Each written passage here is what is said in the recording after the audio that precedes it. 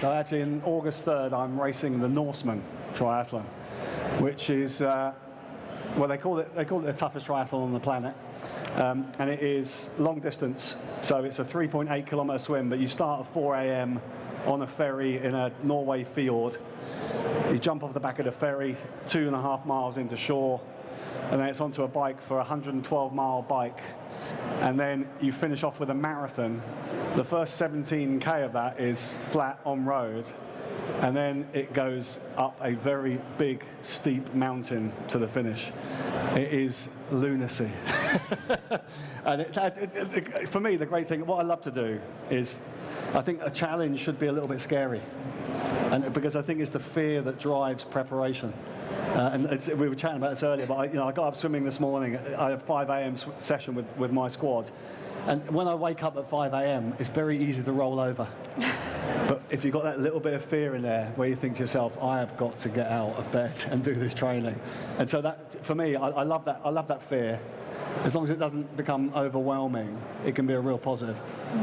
So what attracted you to Norseman? I mean, it's known as the extreme tri, and I know you're an Olympian, you've got a background in sport yourself as well. So where do you think it's going to play to your strengths, and where does it scare you?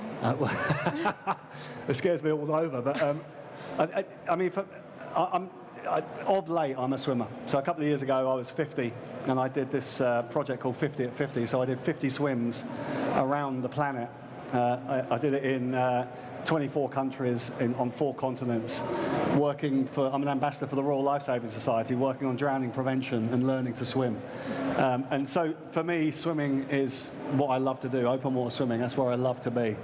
So when it comes to triathlon, the swim is the bit I really enjoy.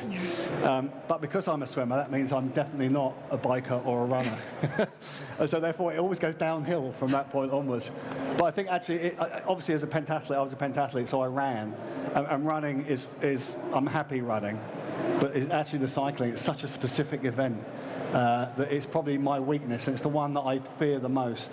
And it's the one that I focus on the most in training, because I think that there's a real specificity to cycling which you don't get from any other event. So let's break it down bit by bit then, because I actually work for Norseman. I'm the commentator at the race. So I was there last year and watched the whole thing unfold, and my big warm coat with my microphone. But so the swim itself, as you say, it's in Eidfjord, which is a little kind of village in Norway, and it's actually a fjord, so it's glacier fed from the mountains, and it's known for being an extremely cold swim. So like you said, you jump off the back of a ferry and you swim in towards a bonfire on the shore that you can see kind of burning all Viking style, and that takes you out. But how are you going to prepare for that level of cold, and what kind of kit are you going to wear? Are you going to be fully neoprened up? Well, I mean, it's an interesting one, because everybody in going for the ballot place it's the one thing everybody talks about. Oh my God, it's freezing, it's freezing, it's freezing, it's freezing. And then I said to somebody, what is the temperature? And they said, oh, it's about 14 degrees C on average. And I swam the English Channel in 14 degrees C with a pair of budgie smugglers on. You'll be fine. So, actually the temperature of the water doesn't worry me at all. And I'm looked after by Hoob, who are fantastic. And so I'll be wearing probably a Agilis. I'll wear a 3.5. I won't wear anything special for that. I'll probably wear a neoprene hat. It's an interesting one, because I think the issue of cold, for me, is much more cognitive than it is physical. Because actually, when you're swimming hard, you can generate the heat. And we've done the research that shows really very nicely that even in -1 degree C water, so we've done work up in northern Norway in the brackish water, so it tends to be below freezing because it's got salt content to it. When you look at people, what swimmers are able to do is actually maintain core temperature in the water, because they're generating an awful lot of heat.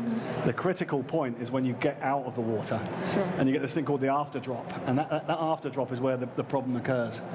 And actually, if you talk to the guys at the Norseman, one of the key issues they have is hypothermia on the bike, and that's a twofold issue. It's number one, it's after drop from getting out of cold water, and then it's also about airflow and air cooling, so it's convection on the bike, because it's early morning, it is actually cold up in the mountains. So I think for me, the focus is not necessarily what's going on in the water. It's just making sure that when I get out of the water, and again, we're working with Hoob quite closely on a very specific suit for Norseman, which has thicker layers, particularly down the torso, to reduce that wind chill effect. Once you get onto the run, no problem at all, until actually, as you beautifully articulated, as you come up the mountain, 1 degree C drop every 100-meter ascent. So by the time you get to the top of the mountain, it can be really cold. But that, again, that comes down to strategy, what you've got in your backpack, making sure you make use of it, and making sure you control it. Because the thing with hypothermia is, once you're hypothermic, it's over. That is end of race. So looking after yourself on a race like Norseman is really, really important to make sure you get to the finish line, irrespective of time.